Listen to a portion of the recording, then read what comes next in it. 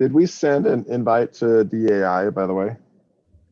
We sent an invite to 700 people, so I'm They should pretty have. sure DA was on that list, but I have to ask. Okay. How do they? Okay, we have the Nate participants was now asking. on, so just one moment, and Did we send Jeremy an can invite get to started. DAI, by the way? We sent an invite to 700 people, so. Oh, echo. Yeah, it was an echo. So let me add some of the consultants on here. Looks like not everybody has got on. Okay, here's Steve. Steve, I'm going to promote you to a panelist. Same with Keith. If you both can turn on your videos.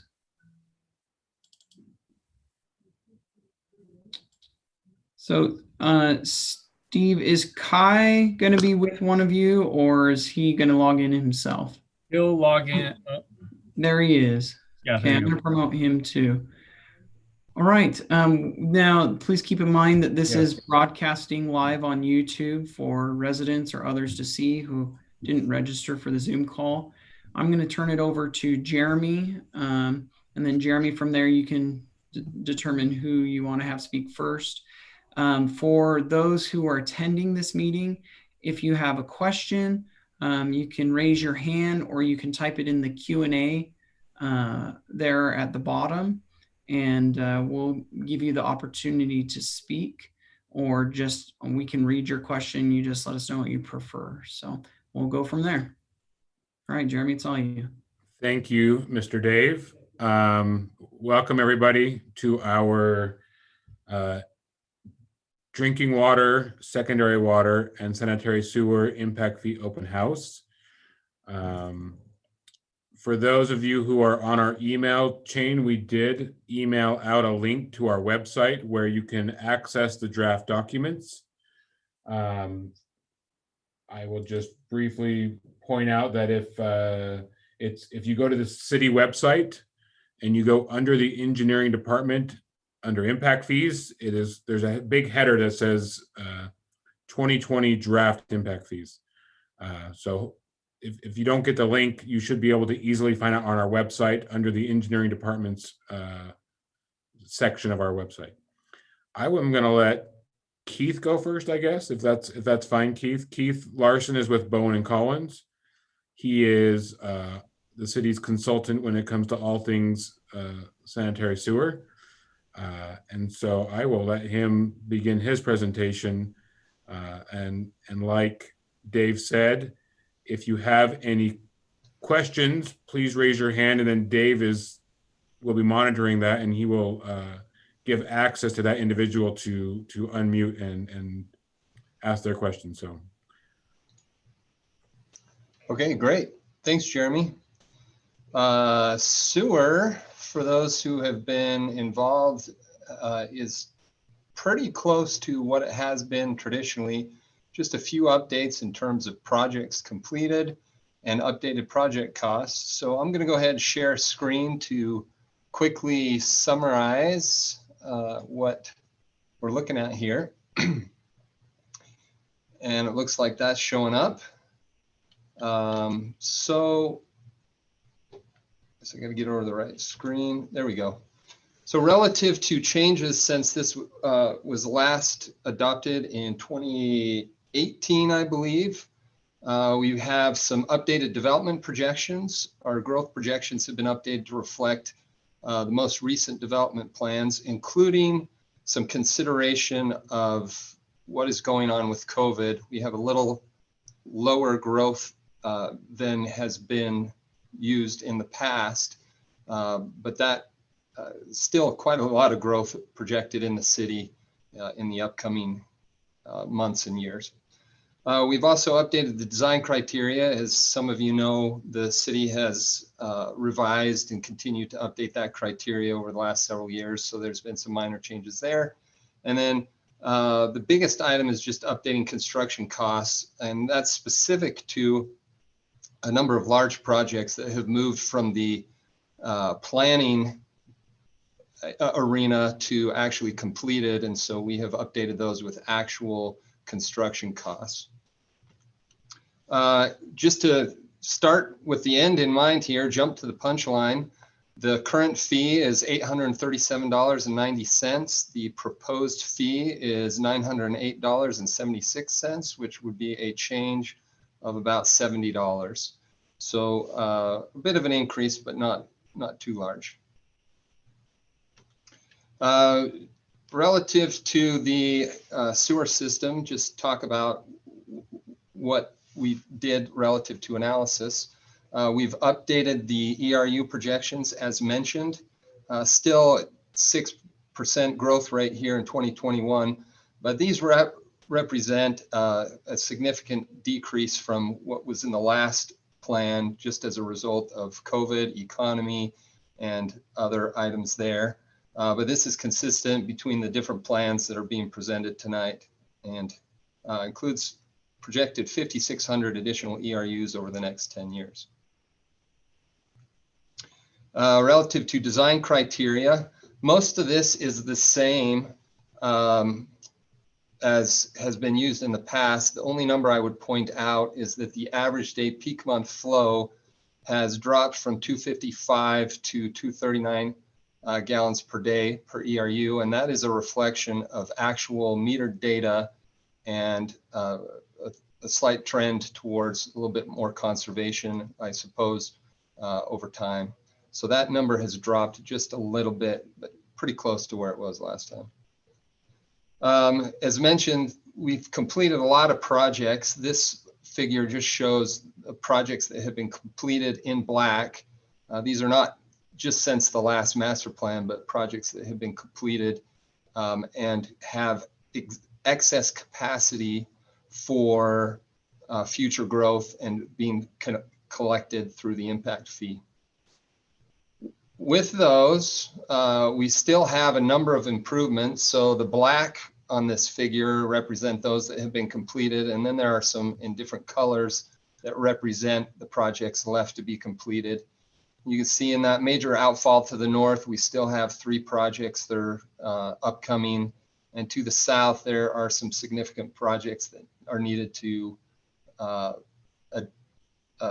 have additional capacity built into the system. So Jeremy, I'm seeing there's some questions coming in. Do you want to stop for those, or how do you want to handle that? Yeah, absolutely. Let's stop on that. If anyone has a question, let them ask their question. If Dave can help us with that. Yeah, let me just, I guess you can read Deanne's question out loud and Sure. answer it. If she feels like that didn't answer her question, then you can, then she can simply comment, add another comment. And if she would like to speak, we can do that too. I would say for now, let's just have people type in questions, kind of answer them typed in. And at the end of the presentations, maybe give people the opportunity to speak if they feel that they need to. So Deanne Hewish. Yeah, can you see the question, Keith? Yeah. Okay, yeah. Go ahead. Deanne Hewish has asked a question regarding the costs for planning and engineering, and I'm going to address that, Deanne. I know you and I have talked about this a little bit, so I will address that when we get to that slide here in just a minute. Okay. We'll and we will get there here in just a couple slides. Just in terms of a summary of what is still planned for the sewer system, we have short-term costs in the next 10 years of just shy of 14 million, and then an additional 31 million in the long term that is outside the 10-year planning window. So those are what have been identified in the capital facilities plan. As you know, capacity will be met through both existing excess capacity in the existing system and capacity in future projects. So for existing system, there are documented costs of 33 million.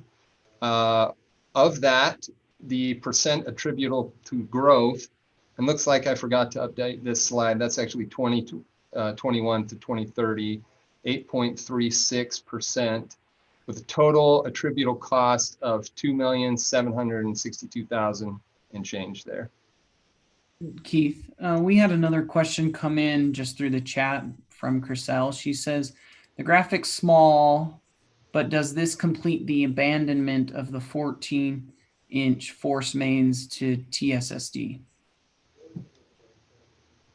And you can see the question in the chat there. Seen in the Q&A, not necessarily the chat. Maybe I'll figure that out in a minute. So that was from Chriselle. Yeah. I do not believe there's a current project in this IFFP regarding the abandonment of those force mains. Okay. That's a good question. We have another attendee asked, how are the sewer systems going to be paid for? Let's see. Let me attack Chriselle's first question. Chriselle, yeah, I believe you're referring to the Posey lift station force mains that connect into the existing Timpanogos outfall. Those will be eventually abandoned when the green line is constructed, project N1C. And I'm going to have to look to see if N1C is in the 10-year window. I believe it is. But that won't occur until that project is completed. And does that project cost include the removal of the force mains? I don't believe it has anything specific there other than abandon in place. Okay, that's a great question that we this being the draft, we'll go back and look at those cost estimates for that specific project and make sure that we've budgeted those appropriately. Yeah, that's a great question. The other question I believe might be a good one for you, Jeremy, is how are the sewer system costs going to be paid for? It's somewhat vague what they're referring to, but I guess this is addressed, I guess, in all impact fees. There's a section that talks about methods of funding. Certainly, our first preference is to cash fund improvements as we collect impact fees. We aggregate those and then spend those on the next priority project in the project list from the IFFP. Sometimes the council makes a decision to fund, to fund beyond what the current impact fee bank account holds, either through cash on hand or through bonding. And sometimes there are a variety of other funding mechanisms the city can look at. I don't think at this point we're committing to any specific funding source to fund all of these projects beyond, certainly our intents to spend the money as it comes in on the projects. But those are discussions we'll have to have with the council long-term and identify, whether we want to look at funding projects faster than the money comes in through impact fee revenue collection. Sometimes developers collaborate with the city and build system improvements in exchange for a reduction or credits on their impact fees. So that's about as specific as I can get. Jeremy, I can't predict future policy decisions, I guess, but yeah, and I need to note, just for those who are in attendance, that last question came from someone who identified themselves as an anonymous attendee. This is a public meeting, and for public record's sake, when you have questions or want to make a statement, it's important that we have your name and an ability to identify who you are and what your address is, as we would in all public meetings.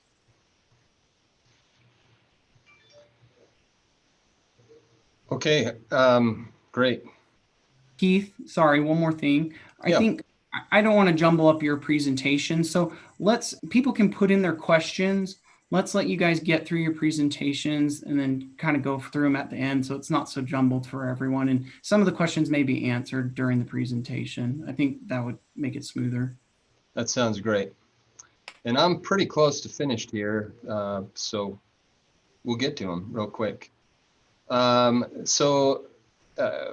talked about existing, the previous slide. This slide looks at the future project costs that are included in the 10-year window and their portion attributable to growth.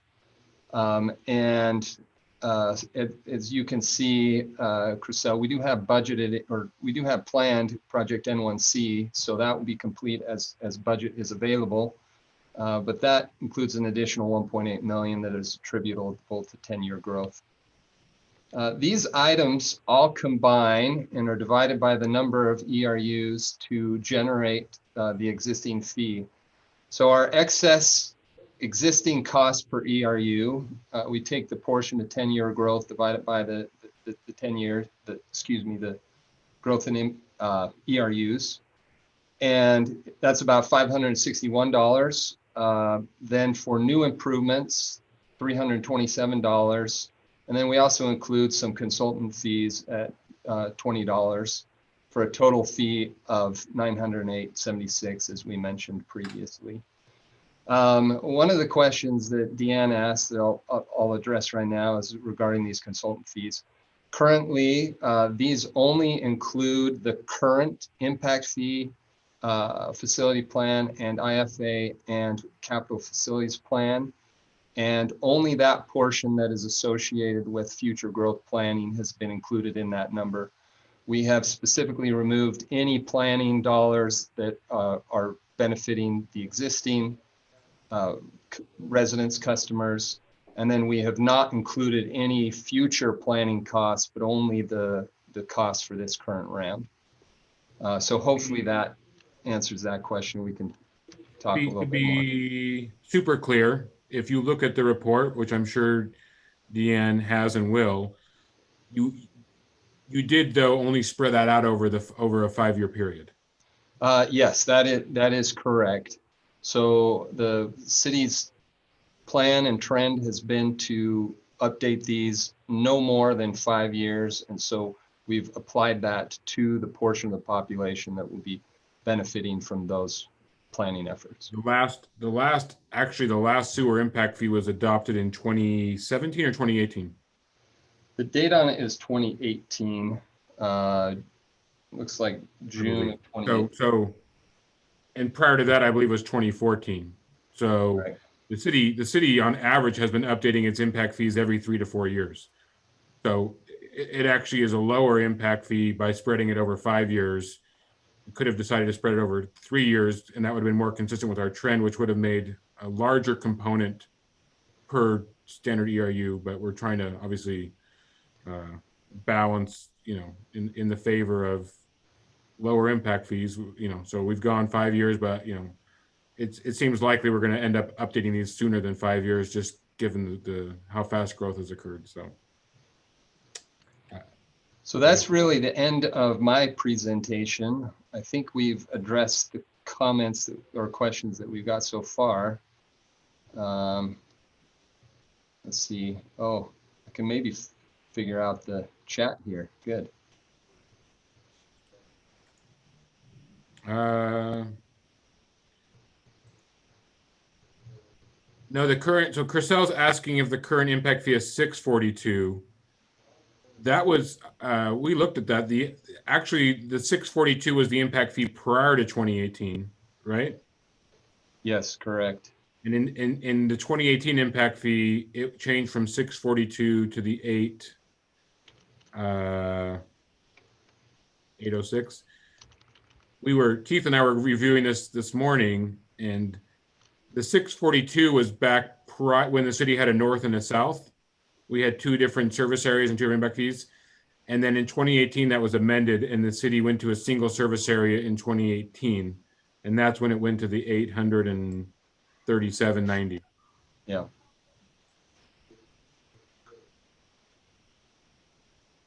Other questions, comments?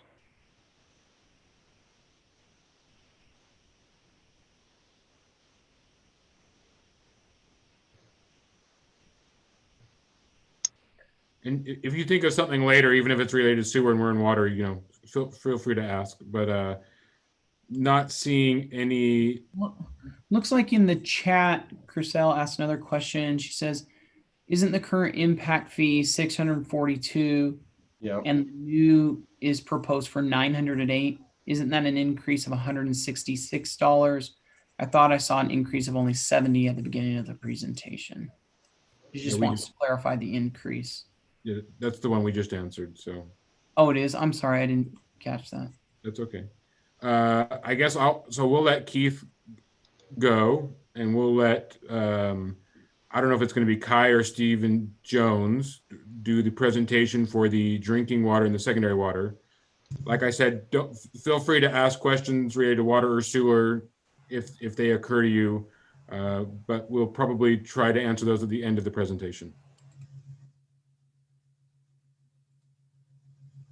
Mr. Stephen Jones, yes, and Beard from Hazelnut.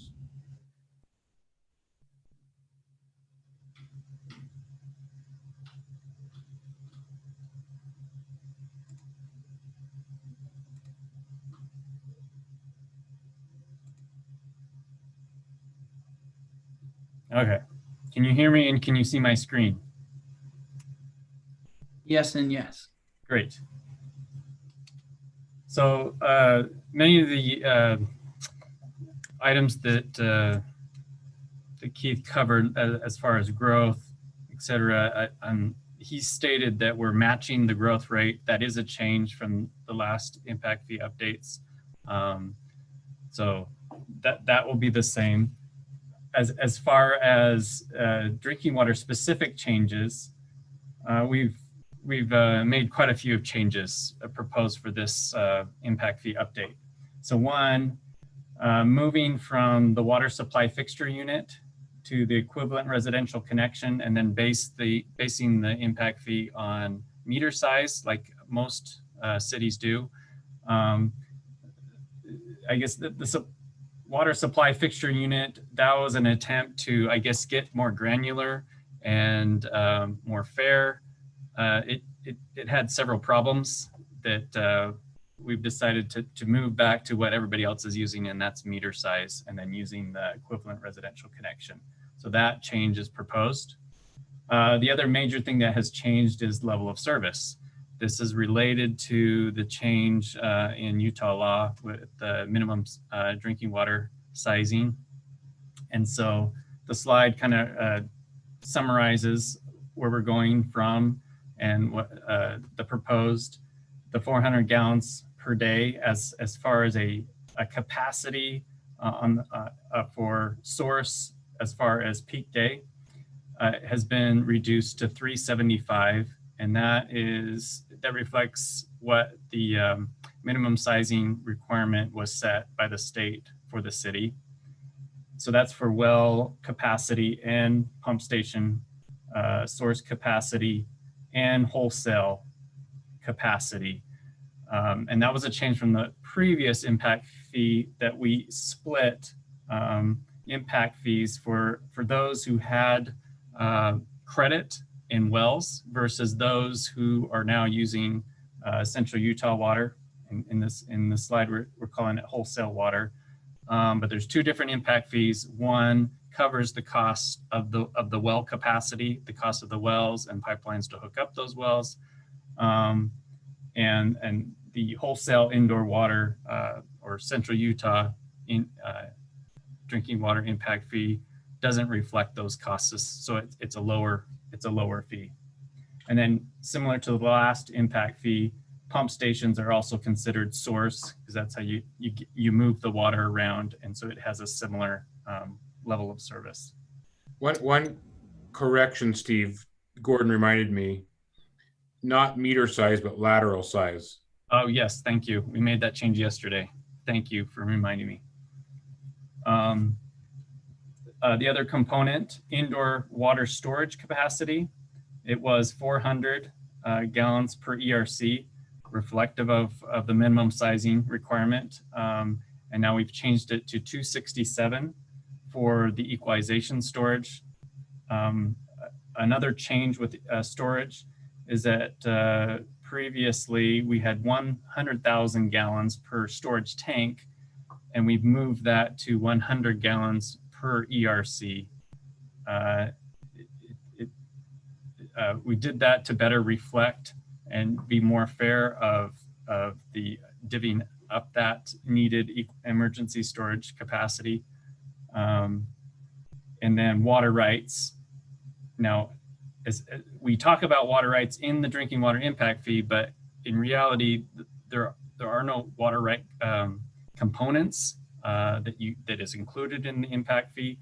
If you're paying the well source capacity impact fee, that it is assumed that you have credit in the system, whether you bring that water into the system and it's been approved by the city attorney, or you already have credit. It's not, you can't buy into credit through the impact fee. And then on the Central Utah side, or the wholesale impact fee side, is assumed that you're bringing in, you're buying capacity through the Central Utah capacity that the city has acquired. So again, it's not included in the impact fee. Okay, so on the secondary water side, the only real change, similar to Keith, is increased project costs. We had about $15 million worth of project completed in just the last 3 years that added capacity. Essentially, all of that capacity has now been used up also, so it's not even included in the impact fee. Project costs came in quite a bit higher than predicted. So that's being reflected forward into the future projects. The only buy-in cost remaining is there's some in the new Zone 1 storage pond that is available for buying capacity. All the other, there's like, I think there's 20 to 30 projects on the list. Those are all built, paid for, and now are in the past. So focusing back on the drinking water impact fee, here's a reflection of current versus proposed. As you see, it's reduced, and that's reflective of the level of service reducing. There was a kind of an offset of level of service reducing, project costs going up, but net was a reduction on both the well water impact fee and the wholesale water impact fee. Steve, your screen has not changed for me. I don't know if it's the same way for everybody else, but I can still only see the secondary water changes. Jeremy? I see drinking water impact fee. Yeah, it changed. I think your screen might be freezing up. Gotcha. This is a summary of the project future facilities. Again, these are higher costs than previous the previous impact fee master plan, but we have a total and impact fee update, and this total is 24.6 million. And this is just a map of where those are occurring. So again, these are the 10-year window projects that are anticipated to come online. Now focusing on the secondary water impact fee. Now this one is an increase, mostly due to the increase in costs. Again, this is where the city has already spent 15 million in just the past 3 years. So previously it was $31,000 per irrigated acre. That has gone up to about 39,536. Now we left the per residential connection. Again, the unit for secondary impact fees is not connection, it's per irrigated acre or area. And we kept the unit 0.24 acres per unit as a comparison. It's I guess important to note that the city has changed their requirement for irrigated acres in that developers can actually apply for credit for amenities and open spaces, which actually is bringing down the average per unit. But again, to be comparative of the last impact fee, I left it at the 0.24. So that's the unit, and the per residential connection is for convenience to see how it affect a typical resident. Here's a little bit of breakdown just to show you where the costs have gone up. So previously the source about 10,900 per irrigated acre, storage almost 10,000, planning 150, and then water rights. Now, so on the bottom, the proposed impact fee, source has gone up to 16, storage 12,390, and then water rights just up slightly. And we did drop the planning component. And again, here's just I had to break these out in 2 different slides, but here's the projects. As you can see, a lot more busy than the drinking water system. Drinking water system is actually getting pretty close to being to the point where it's just the peripheral components that will need to happen beyond the 10-year window. A lot is going on the secondary side. Lots of projects need to go in to complete the system, connect it up, and make sure we have capacity for the growth in the next 10 years. So here's everything in the north. And then here are the projects anticipated in the south. And that is the presentation. So if we have any questions now.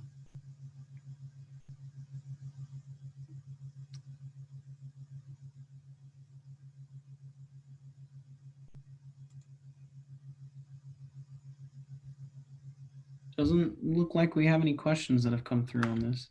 Okay.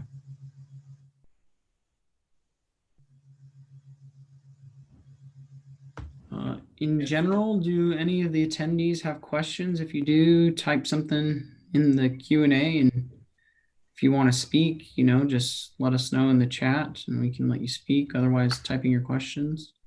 We'll give it, I don't know, about 5 minutes, and if not, we can end the meeting if everybody's got what they want. Yep, I will put my email in the chat, and feel free, for those who don't have my email, if there's something that comes up that you think of later, please email me and let me know.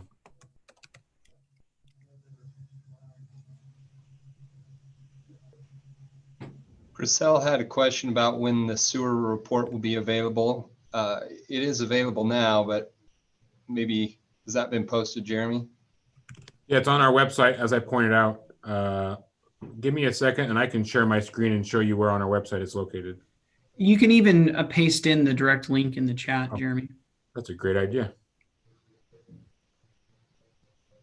But perhaps as a follow-up, the email list that we sent this invitation to, maybe we can follow up with an email and send out the link. Yeah, we sent it out to about 700 people. Unfortunately, there's people who may have gone to their junk mail.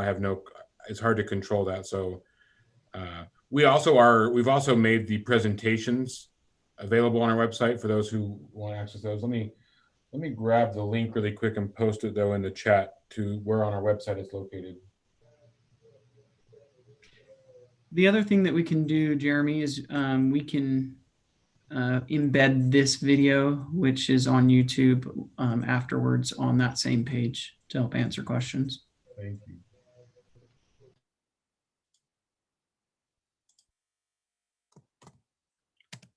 So yes, so in the chat, you should be able to get my email and and there's a hyperlink to the city website where you can find these documents and the presentations.